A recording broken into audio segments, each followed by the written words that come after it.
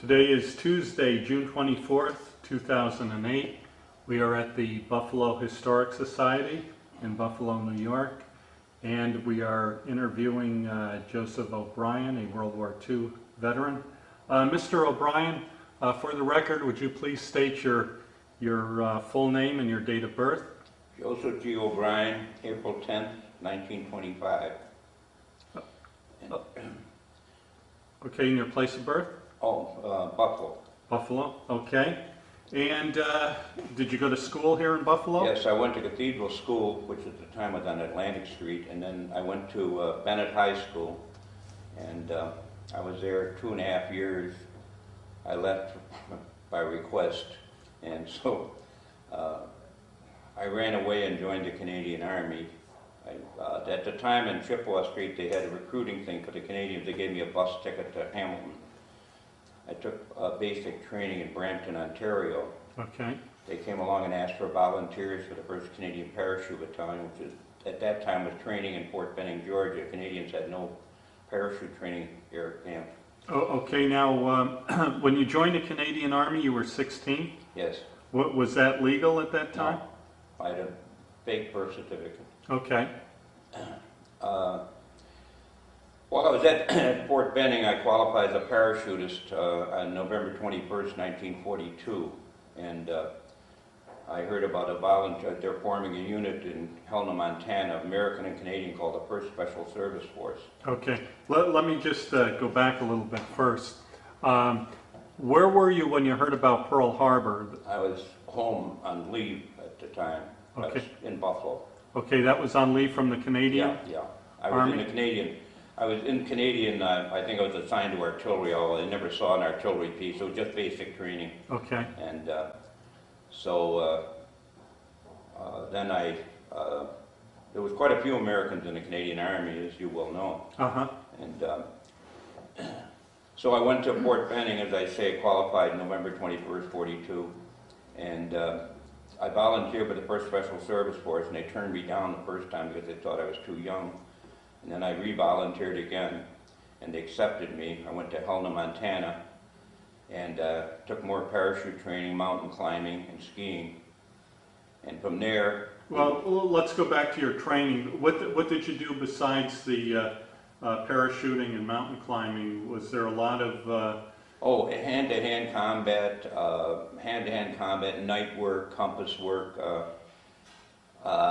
training in foreign weapons, and so on. And then from there... Well, how long was that training? I'd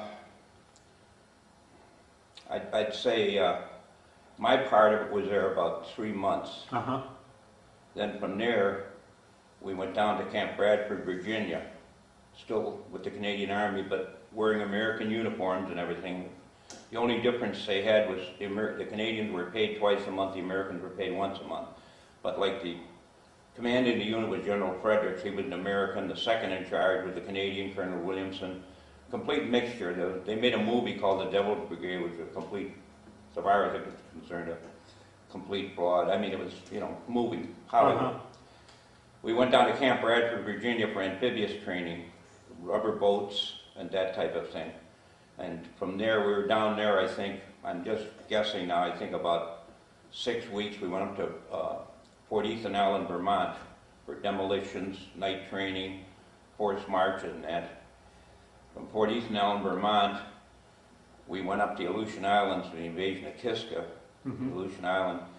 When Kiska was invaded in August 15, 1943, and to give an example how fast we moved, I was in the Aleutians on August 15th, and I was in Casablanca, Africa, October 15th.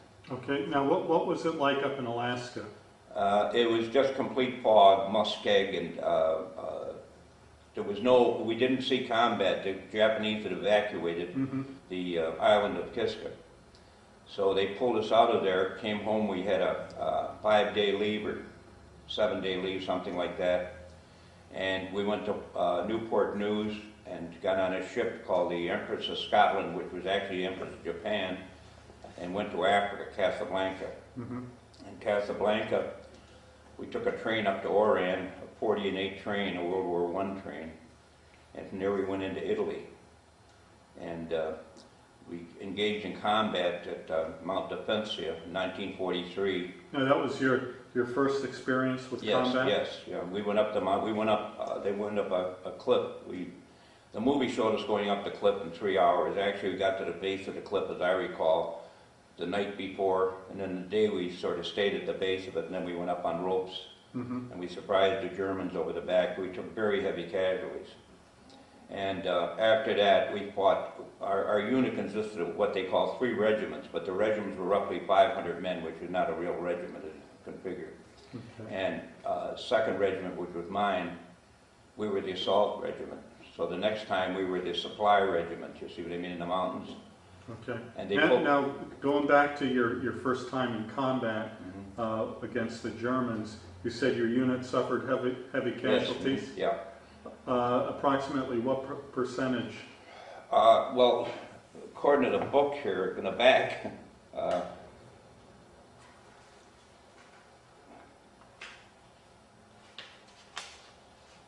you can read it right there if you... No, that's all right. You can read that to us if you yeah, like. well, it just said that, it just says that utter disregard for their own lives was common. The attitude reflected in the statistics. Between December 1943 and September 44, the force suffered casualties no fewer than 2,300 men casualties.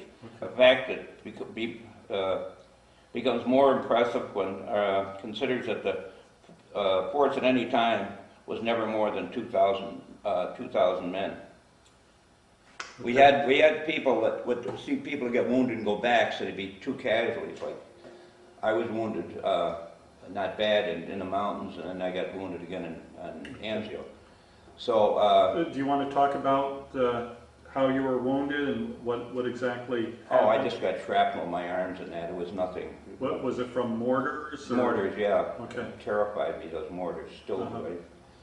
And but in any event, they pulled us back and sent us into the Anzio beachhead, which Rome would have fallen real easy because there was no opposition. But the general in charge held up the whole unit. The 1st Special Service Force held up the right flank, and my unit, 2nd Regiment, we stayed behind the lines and raided, went out at nights raiding, and trying to get prisoners or taking out outposts and that. Were you successful in capturing prisoners? Yeah, well, yes, that's where they gave us the name, the Black Devil, because of our baggy pants and the knives we carried. We carried a very special stiletto. It's the most collectible knife in World War II right now. Is that the Fairborn? No, this was a case. I should have brought I had one, but in any event, we stayed at the beachhead, and then we broke out. I think it was around May 22nd. I'm not sure of the dates, or May 27th, and we ran into heavy fire outside of Rome, and then we took Rome. We were probably the first troops in Rome. Although there again, they show some pictures. One of our officers was laughing about it because it showed a picture of him. They posed a picture for him running into Rome, and there's an American tank in the distance, and behind, in front of him, it was all posed at him. But Rome, there was no fire, hardly any firing inside of Rome itself. And after Rome fell, they moved us up to a place called Lake Albano. It's a Pope summer home. It's an extinct volcano. And we stayed there relaxing for 30 days, I think it was. Then they moved us down to Salerno and prepared us for going in, we didn't know, of course, going into France, southern France. And from Salerno, we took more rubber boat training. Then we went in then they took us to Corsica. Corsica, we mounted I'm not sure it was a destroyer corvette, I'm not sure what it was. Now, how much time did you spend in each place during your training? Anzio, we were there 3 months. Okay. Again, I'm approximately now, Then, oddly enough, we went into southern France August 15th, a year exactly the date we went into Kiska. So Rome fell June 4th.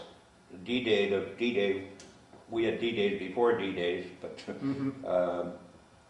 Rome fell June 4th. We took it, and we went into southern France August 15th. This was 44? 44. Okay. They took us on I think it was destroyers, and dropped us off about 3 miles offshore, 4 miles offshore in rubber boats. And PT boats came in and towed us into a mile from shore, and then we paddled in. My group went into a place called Ile du Levant off the coast of Marseille, and the other units went into, I don't know the name of the other island. We took those islands, and there was considerable fighting on the islands. Then we were brought into France. We were right along the French Franco-Italian, the Riviera, which was a Champagne campaign. I mean, the Germans put up hardly any resistance at all. Went right down to the border in the mountains. We were in the mountains, and at daytime we were in France. At nighttime we'd sometimes cross into Italy and patrol in that. And then in November they pulled us all back to a place called Villeneuve-l'Abbaye and broke the unit up. There was no replacements. There was no train replacements, and there were very few of the original ones left. And the Americans went back to the American Army, and I could have gone to the American Army. I elected to stay with, I went with the British 6th Airborne Division. I went back to the 1st Canadian Parachute Battalion. Now let me ask you this. In any of the invasions you participated in, did you parachute into any of them? No. They were all? Yeah, yeah. Okay. We were parachute trained, but we went in the, and then after they broke us up, the Americans were sent to the airborne units, and I think they had a volunteer. I'm not sure. And I was with the other Canadians, quotation marks, was sent to Aldershot in England, which is the Fort Bragg of England, and I couldn't take it there. I was an instructor. I stayed there about a week, and then myself and a fellow named Tommy Prince, a highly decorated Canadian Indian, and a few other of the 1st Special Service Force. I was a sergeant at the time. Okay, now you said you, as an instructor, what were you instructed? Infantry, basics, useless stuff. Okay. I wasn't instructing in weapons or anything else. And I went to the 1st Canadian Parachute Battalion, which was at Corsica, England, part of the 6th British Airborne Division. And I stayed with them till the end of the war. At the end of the war, I volunteered to go and fight in Japan. And I got home. I had 30 days at home when the war ended. Of course, the war ended in Japan. And then I was out, as I was telling the lady here, I got discharged in January of '46, and about a year later, I re-enlisted. I couldn't handle civilian life. I was getting into fights. I mean, people get smart, looking for what the hell. I was 20 years old, paratroop sergeant, and everything else. And so you re-enlisted into the Canadian I re-enlisted Army? in the Canadian Airborne. Yeah, I was with the Princess Pats, and I stayed with them. I came home and married my girlfriend, my childhood sweetheart, and brought her back up. We were stationed at Calgary, Alberta. And when the Korean War broke out, they decided I was more valuable as an instructor, and they sent me down to Camp Borden as an instructor and officer's candidate. And Now, where was Camp Borden? Camp Borden is up near Barrie, Ontario. Okay. It's the biggest camp, maybe not anymore, I don't know. And once again, it was a lot of spit and polish stuff, and I couldn't, my unit went to Korea and they wouldn't let me go, and so I took my discharge, came home, and got my citizenship straightened out, and that was it. I got engaged in scuba diving and skiing and that, and I made a parachute jump. Well, I made a few of them just 5 years ago. Oh, did you? Yeah, yeah. I might do it again, I don't know. Now, was your jumping in the military, was that all done with a static? Yes, line? yes. Okay. To my knowledge, till the Special Forces started, there was no, the Special Forces used the ram airs like the ones I jumped out here at Wilson, New York. We jumped at the T-10 rounds. Although when I started, I was jumping T-5s at Benning in 42. And oddly enough, I ran into a fellow come back from Iraq, the 82nd Airborne, and he told me they're still using T-10s. I imagine they modified or something, but... Yeah. I think, I don't think they're jumping over in Iraq. No, no. I think it's all... Yeah, but I think when they train, as I understand it, they're parachute trained. Right. I think it's all helicopter, you're right. Yeah. But he told me, this sergeant told me they were jumping T-10s, which amazed me. But if it works, I guess. Yeah, why mess with success? Those ram airs, those ram air chutes or something, you can steer them like a car, you know. Yeah. And the boys talked to me about doing it again. I don't know, I might or might not. I'm 83 years old, so, you know. Now, going back to World War II, what kind of weapon did you carry? Well, in the First Special Service Force, we had some rather esoteric weapons. We had a Johnson automatic rifle, which the reason we carried that, the Marines had them, and we were the only ones that had it because it weighed 11 pounds and we couldn't carry much weight.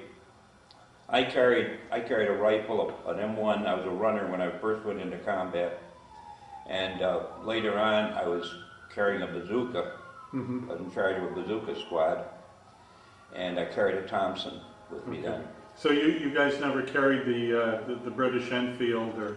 I carried the British Enfield when I was back with the British, yes. Okay. The Bren gun, an excellent weapon for the British, although it was heavy for us, 23 pounds, as I recall. And the Sten gun, the British equivalent of our Thompson, was a 9mm gun. It cost $9 to make. They made it to drop into the French, the French, which is the jokes themselves.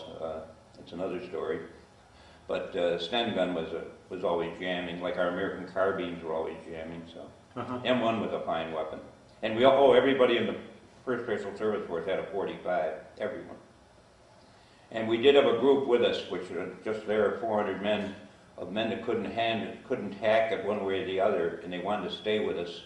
And they were called Service Company, and they did all our KP work, all our guard work. In other words, no, we didn't do any fatigues. Oh, really? No. We had this group with us that they wanted to be with us, and for one reason or another, they weren't able to keep up with the training. Now, were they parachute qualified too, or no? Some were, some weren't. Okay.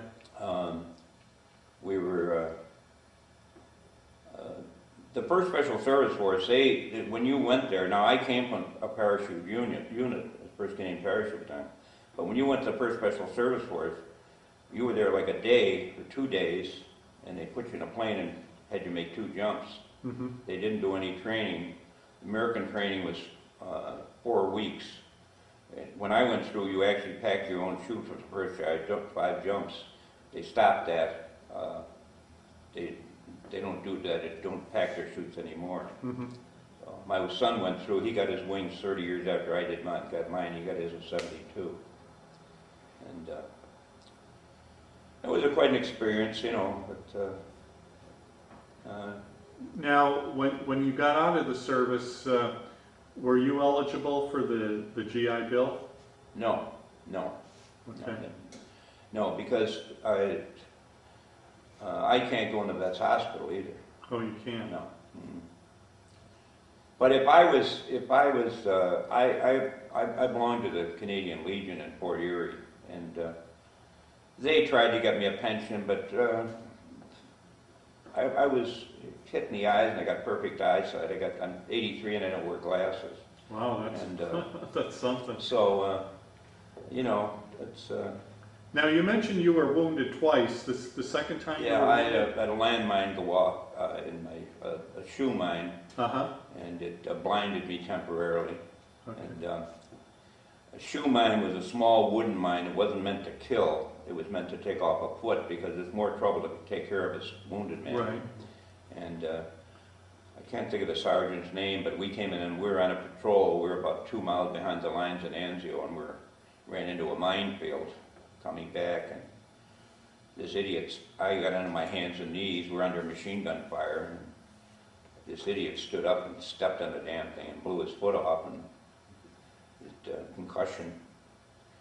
I was in the 84th 84th Evacuation Hospital, and I was evacuated to 36th General in Caserta.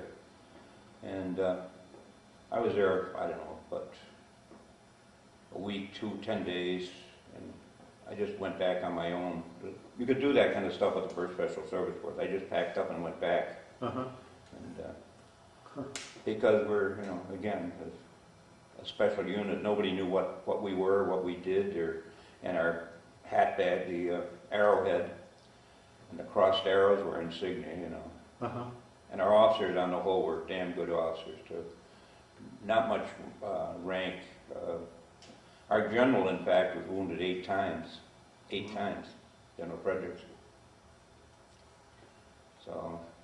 Now, after the war, did you maintain contact with anyone you were in the service They with? formed an association called the 1st Special Service Force Association. I didn't bother with it too much, and then one day my brother was over in Fort Erie, and they had a magazine, the Canadian Legion magazine. Somebody was looking. They used to call me Junior because I was so young, and they were looking to get a hold of me.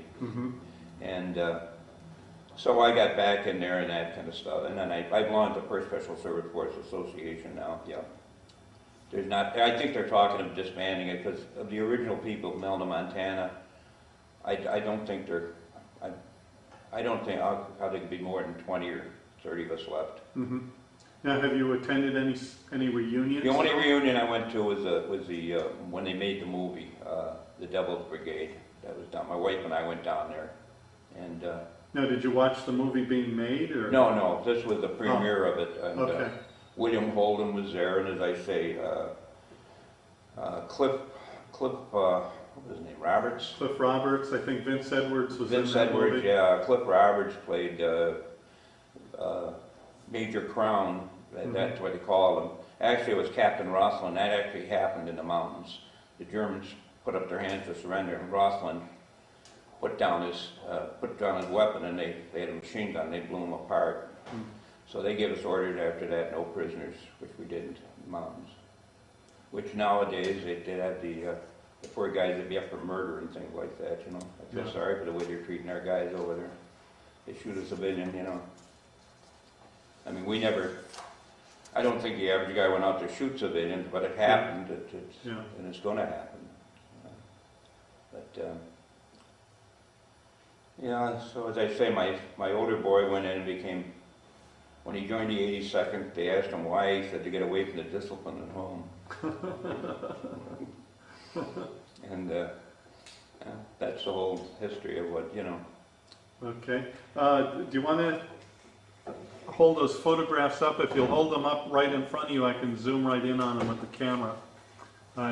Just explain when and where they were taken, if you recall. That was taken in front of Bennett High School. Bring it back towards you, because otherwise I can't focus on it.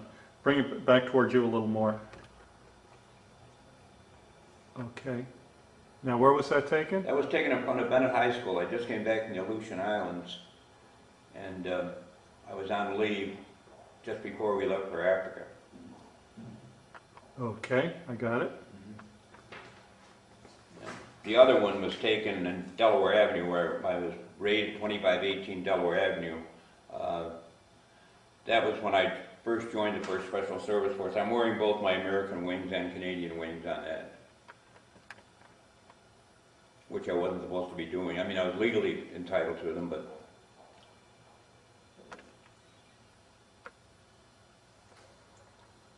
Okay, and what was your rank at that point? Private here. Okay. I got to be sergeant on the Anzio beachhead. I was 19. I didn't do anything. I was alive. That was the main thing. So I was in charge of rockets and that going into southern France. And then... Now, you were a made sergeant. Was that because the sergeant that was in charge was wounded or killed, or? Well, partially that, yeah. And okay.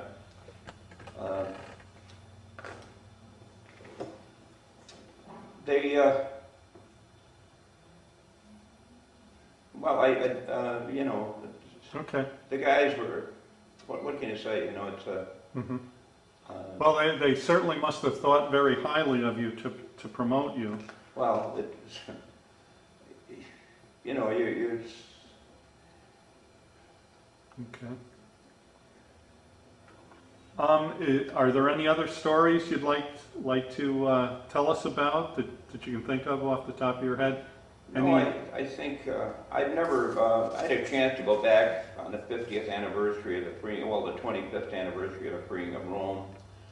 But I believe Thomas Wolfe, you can't go home again, you know, I mean, and it's like attending reunions. If you don't see somebody for years, what do you talk about anymore? We're all different. I mean,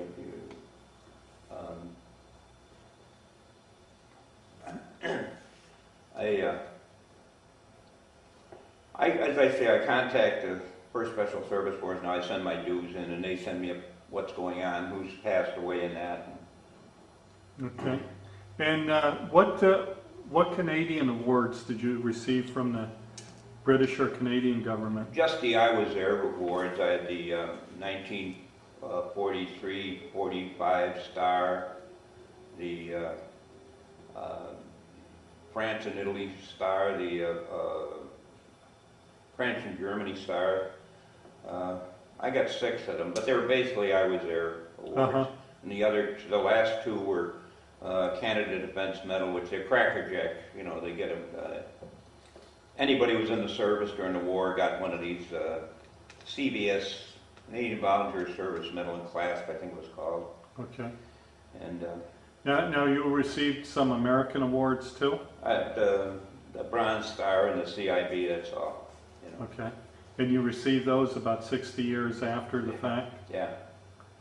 Well, you know, it's very rare. I think there was only 2 paratroopers. The decorations aren't given out that easily. Mm-hmm. But again, you know, you're not in it for decoration. There's some people who are completely nuts. I mean, running around trying to get themselves killed. And, okay. Let's see. I just want to make sure we covered everything. Did you while you were overseas? Did you get any sort of R&R, or did you see any, well, what they call here USO shows, or?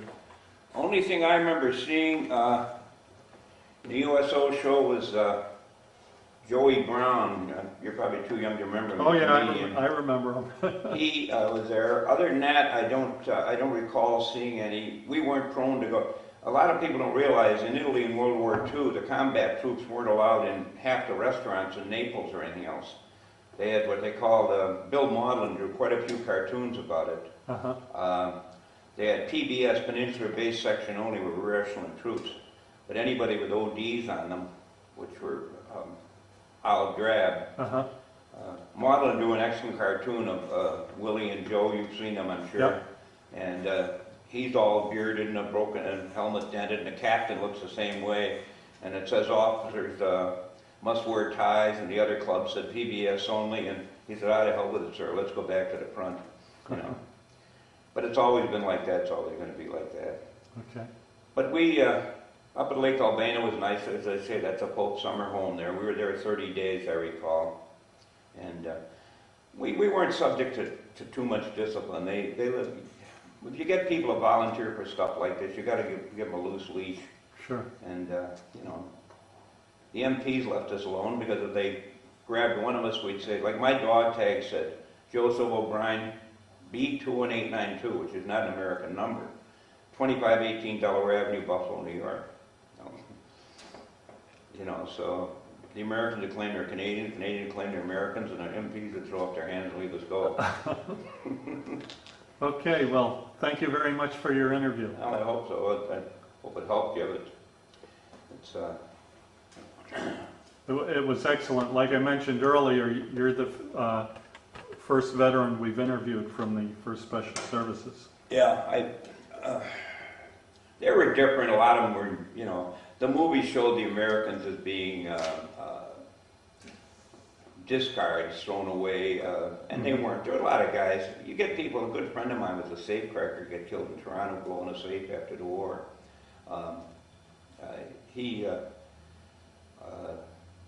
You get people to volunteer like that, you're gonna get eccentric types and that kind of thing, you know. But who wants to be in a leg outfit? I mean, I'm not demeaning them or anything else, but I want to be with guys that, you know, they're not gonna leave you if you get hurt, you know. All right, well, thank you very much. Well,